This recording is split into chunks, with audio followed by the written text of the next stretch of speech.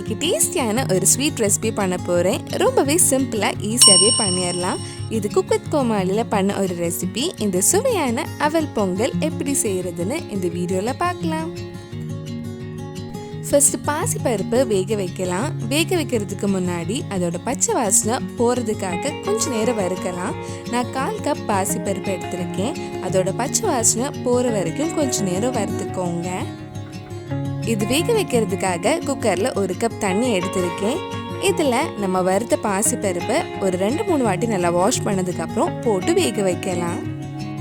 நான் குக்கரில் 4 விசில் வச்சுருக்கேன். ஒவ்வொரு குக்கர் ஒவ்வொரு மாதிரி இருக்கும். அதுக்கு ஏற்ற மாதிரி நீங்கள் பாசிப்பருப்பை வேக வச்சு எடுத்துக்கோங்க. அடுத்தது சர்க்கரை உருக்கலாம். நான் 1 கப் சர்க்கரை எடுத்திருக்கேன். உங்களுக்கு எப்படி இனிப்பு வேணுமோ அதுக்கு ஏற்ற மாதிரி சர்க்கரை நீங்கள் எடுத்துக்கோங்க. 1 கப் சர்க்கரையில் 1/4 கப் தண்ணி ஊற்றி சர்க்கரை உருக்கலாம். சர்க்கரை கம்பி பதம் எதுவும் வர தேவையில்லை. சர்க்கரை உருக்குனாலே போதும். இப்போ ஒரு கடாயில் 2 டேபிள் ஸ்பூன் நெய் ஊற்றி கொஞ்சம் முந்திரி திராட்சை வறுத்து எடுக்கலாம். முந்திரி கொஞ்சம் கலர் மாறினதும் நம்ம திராட்சை போடலாம். திராட்சை நல்ல பெலூன் மாதிரி உப்பி வந்ததும் முந்திரி திராட்சை தனியாக எடுத்து வச்சிருங்க.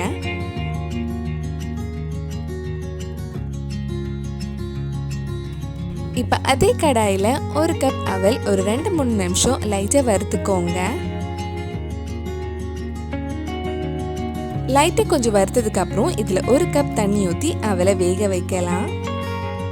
நம்ம சேனலில் இதுக்கு முன்னாடி நிறைய பொங்கல் ரெசிபி, குக் வித் கோமாளியோட ரெசிபிஸ் எல்லாம் பண்ணியிருக்கேன். நீங்கள் இன்னும் அந்த வீடியோஸ் எல்லாம் பார்க்கலைன்னா அதோட லிங்க் இதில் டிஸ்கிரிப்ஷனில் இருக்குது. மறக்காமல் அந்த ரெசிபிஸும் போய் பாருங்கள். அவல் நல்லா வெந்ததுக்கு அப்புறம் நம்ம குக்கரில் வேக வச்ச பாசி பருப்பு இது கூட சேர்த்து நல்லா மிக்ஸ் பண்ணலாம். குக்கர் ப்ரெஷர்லாம் போனதுக்கப்புறம் ஓப்பன் பண்ணி பார்க்கலாம்.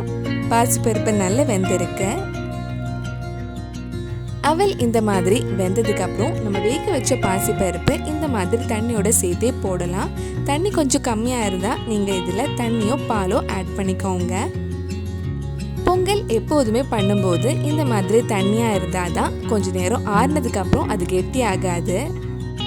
நீங்கள் பொங்கல் பண்ணும்போது அது கெட்டி ஆயிடுச்சுன்னா அது ஆறுனதுக்கு அப்புறம் இன்னும் நல்லா கெட்டி ஆகிடும். அதனால பொங்கல் எப்போ பண்ணாலும் நீங்கள் பண்ணும்போது இந்த ஒரு கன்சிஸ்டன்சியில் அதை பண்ணிக்கோங்க. இது நல்லா மிக்ஸ் பண்ணதுக்கப்புறம் நம்ம உருக்கி வச்சுருந்த சர்க்கரை இந்த மாதிரி வடிகட்டி ஊற்றலாம். வடிகட்டி ஊற்றினா அதில் கல் மண் தூசு ஏதாவது இருந்தால் போயிடும். இதெல்லாம் சேர்த்து நல்லா மிக்ஸ் பண்ணி கொஞ்சம் நேரம் அது கொதிக்கட்டும்.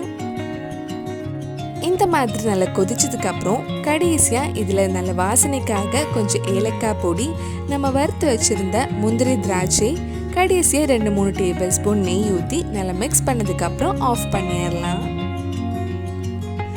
பொங்கல் இப்போ பார்க்கும்போது கொஞ்சம் லூஸாக இருந்தாலும் இது ஆறுனதுக்கப்புறம் கரெக்டான கன்சிஸ்டன்சிக்கு வந்துடும். ரொம்ப கெட்டியாகாது. நல்லா சாஃப்டாகவே சாப்பிட ரொம்ப அருமையாக இருக்கும்.